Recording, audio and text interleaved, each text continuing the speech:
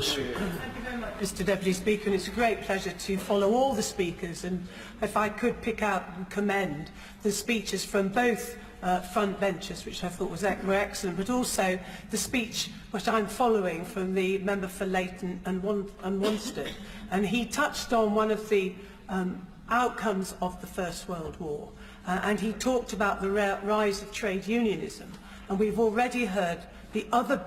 If there were benefits, there were few, but not only was it the rise of the trade union movement, it was, of course, the gaining of suffrage for women, or at least the beginnings of the gaining of the vote for women that undoubtedly came out of the First World War. I just wanted to start, though, by paying tribute, obviously, to my own constituents who gave their lives, making the ultimate sacrifice. But also to say how much I certainly have learnt in the last 4 years that we've been marking the First World War. We've all learnt, whatever generation, whatever our background, and I served as a minister in the Ministry of Defence, and I was so proud to be the Minister for Veterans, if I may say the first woman MP to hold that position. Only the other week I learnt, perhaps it's to my shame, but I think it will be fresh to many, that some 2.5 million Muslims served with the Allies, and that is a fact that has not really been heard of and understood.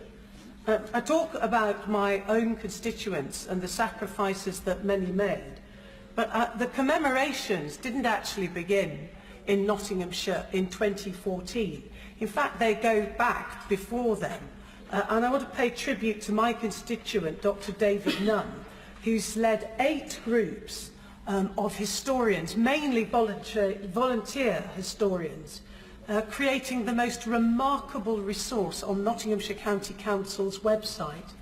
It has a full list, a roll of honour, working on some of the work that was done by Trent to the Trenchers, and they basically went round every single war memorial in the county.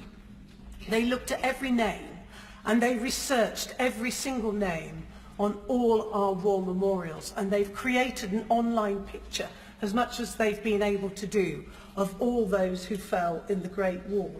So by way of example, there is John Fowler, whose father was the blacksmith in Trowell.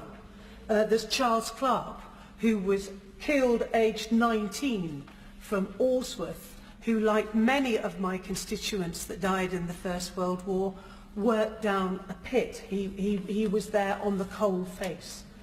And then, of course, there are those, though he isn't on any of our war memorials, some of our even greater heroes than all those that are on our war memorials.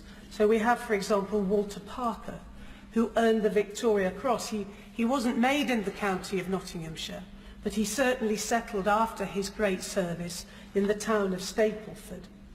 He was a Marine, and he served with great distinction in Gallipoli, where he was a volunteer stretcher bearer, and he earned his VC quite rightly in the face of appalling gunfire, and he acted with great courage and bravery.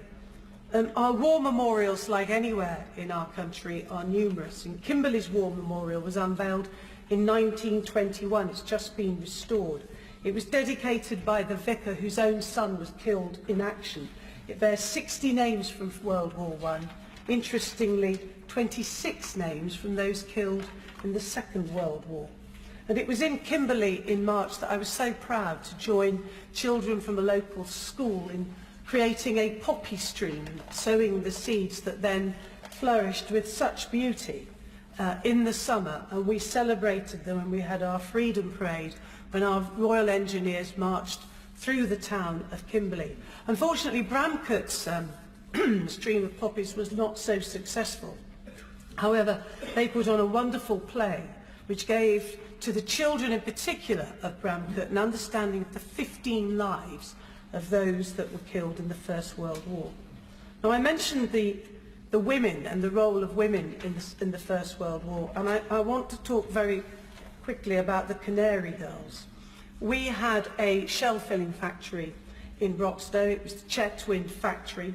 It employed 1,000 people, many of them women, and many of them called Canary Girls because their skins turned bright yellow because of the chemicals that they used. There was a terrible explosion. It was the biggest loss of life during the First World War in any explosion.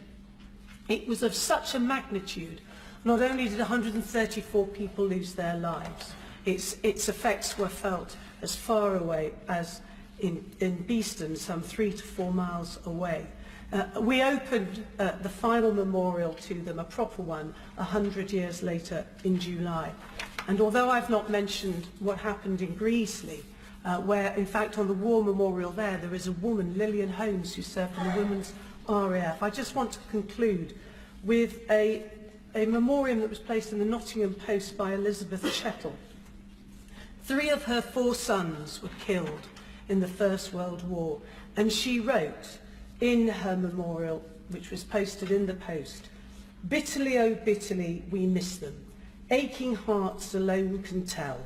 The circle of our home is broken, for why we know only God can tell." Well, I'm proud to say all these years later, at least she has a woman MP to read out that fitting tribute for the sacrifice and loss. Dan Jarvis.